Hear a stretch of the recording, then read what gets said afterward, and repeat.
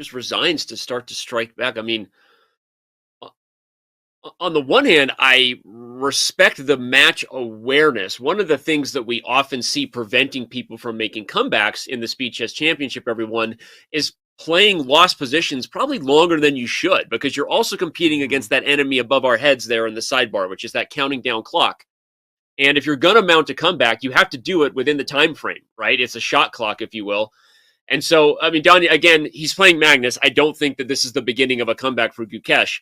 I'm just pointing out that there is some practical awareness of the fact that, like, look, yeah, I could lose this game now, or I could lose this game in literally 4 minutes from now, right? If I continue to defend this horrible position. So let's go for it. And I respect that. Yeah, it's just that you don't quite feel as dejected against anybody when you've got a bad position. Against Magnus, when you start losing a lot of games consecutively, like the moment you're slightly worse, you already feel like there's literally no hope. You feel like you're playing an engine. And I personally don't get this feeling really against anybody but Magnus. It's just a unique sensation of utter hopelessness. And in the blink of an eye, he's up by 5 points. Smarter Chess is sipping some Dom Perignon somewhere in some dark corner somewhere. Whatever, Smarter Chess. No one even likes you anymore. Just exactly. Shout out to Smarter Chess. Shout out to the whole crew bringing you the SCC. Shout out to the Fair Play team. Say hi to Magnus's little chair there. You see that little phone on the chair? That's the Fair Play camera observing his field of vision. Of course, there are a lot of other things going into that. But just, hi, Fair Play team. Hi. Love you. Miss you. Bye. Crazy. They like our NBA references, Danya. I see. Yeah, chat really taking kindly to American sports references. Oh, that was man. my yeah. Gukesh kind of mixing things up here, 1d4. And Magnus at this point just kind of playing chill mode. Bogo-Indian, just getting close positions and squeezing them out into victories. Yep. This interesting structure. You have a Maroxy bind style structure for white with e4 and c4 cramping down on d5 and b5.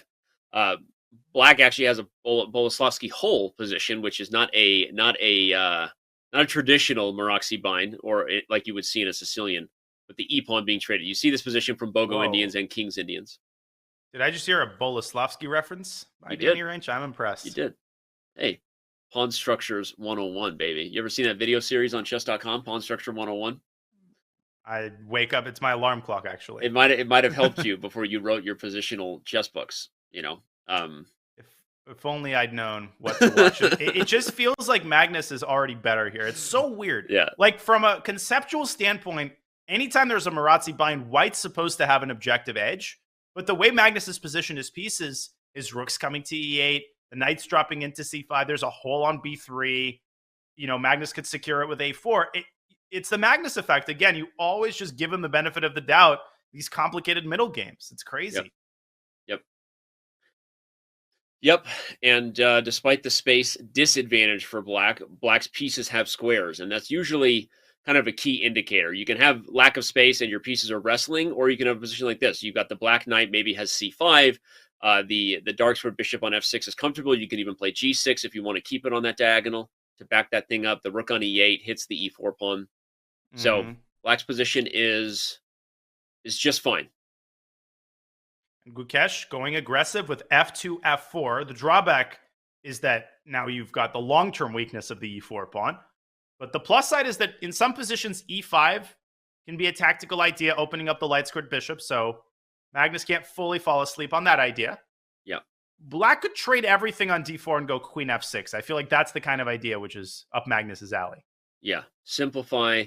Remember, the thing that happens to space as the pieces can no longer use it, if you don't use it, you lose it literally with space, which is that the squares become weaknesses and they become holes and they become targets. And so if you play imaginary chess and just do what Don you just did there, take all the pieces off of d4, queens come to f6 and they're traded, those dark squares on d4 and even e3 are weak. The f4 pawn, it starts to look more overextended rather than strong.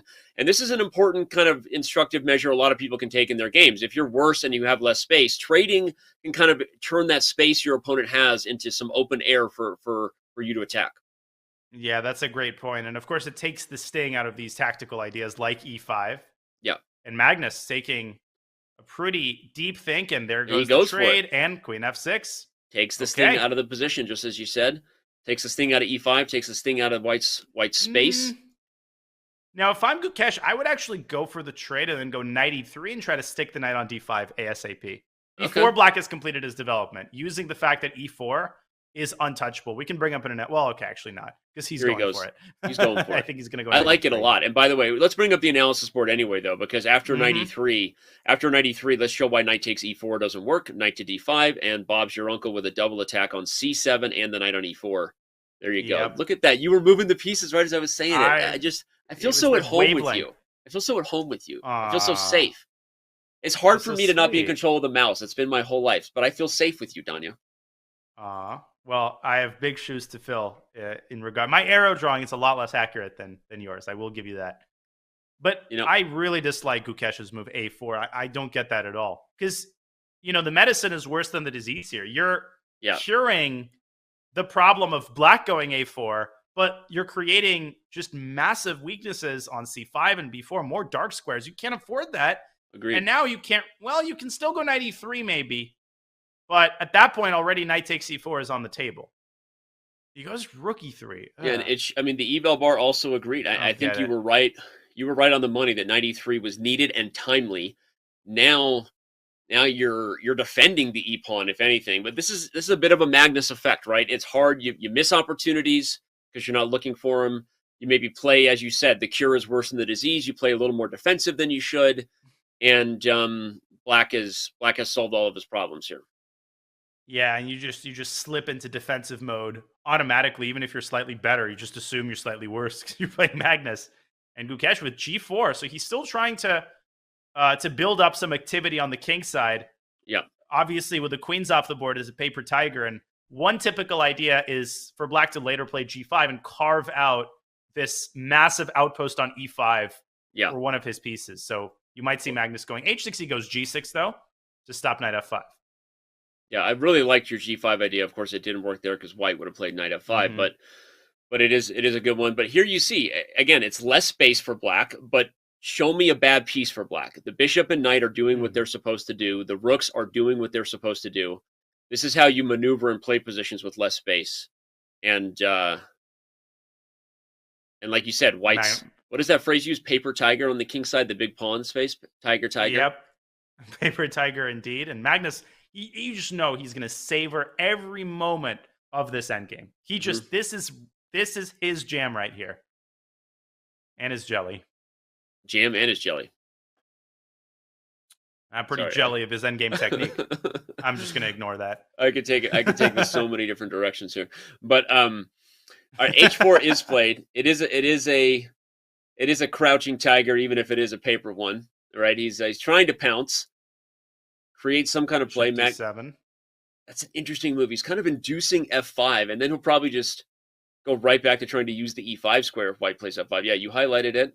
And if g5, he can go knight back to e6 at some point. Again, trying to. Well, okay, you can see him chipping away, and knight e6 is going to be unpleasant later. Because if there's a trade on g5, Danny, then the move f5 permanently weakens the g pawn. I guess if you're Gukesh, though, we keep talking about stopping the bleeding. Maybe the practical. I was just going to say the practical thing to do is just king f2, and do I just like sit and say, all right, I'm just taking a draw. Like I'm just going to play king f2, king f3, and what do you got here? Rook e2, rook e3.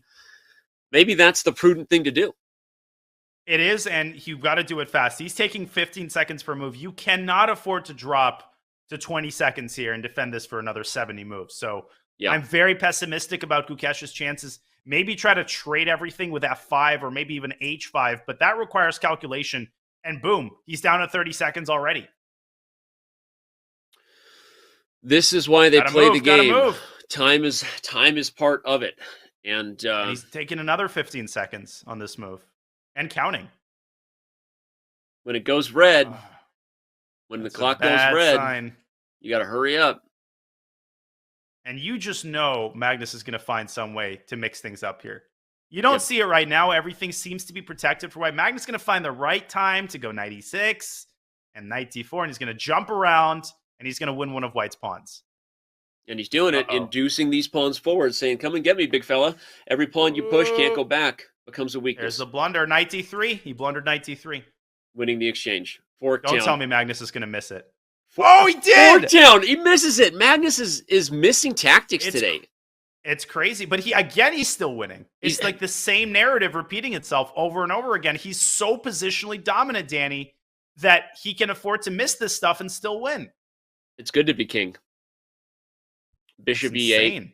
I can't believe he missed knight t3. That was like... What's funny is bishop f7 is almost zugzwang. Down. Let's highlight the bishop on d1 has to guard both b3 and h5. Yep. He's stuck. Yeah, but the good thing for white, this is what's saving Gukesh. King h4, there's h6, and the pawn slips in. Aha! Taste the soup. Where's the spoon? Oh, but there's goodbye, city pawn. B3. B3. Goodbye. No, everything's collapsing here. Yeah. A4 falls. F5 will fall next, and we will likely get one more game in the 5-minute portion here. If you're just tuning in, maybe watching the SCC for the first time, it's 90 minutes of action of 5-minute blitz before we move into the faster time controls that follow, 3-minute and eventually bullet. We will get one more 5-minute game, I'm sure, after this. I don't think this is going to take another 3 minutes for Magnus to convert. It's going to take another 10 seconds. The bishop can come back to g8 anytime h6 happens. I would just push a4. I think Magnus might be trying to bleed the match clock, but I don't think so. It's interesting. Okay. Magnus also very aware of the meta strategy that is that ticking clock you see above Magnus's camera. 2.5 minutes, 2 minutes and 45 seconds. Mm-hmm. There's no way he prolongs this game that long, though. You can take g4 and then take h6? Okay, no, he doesn't. Gukesh is going to flag. Yeah.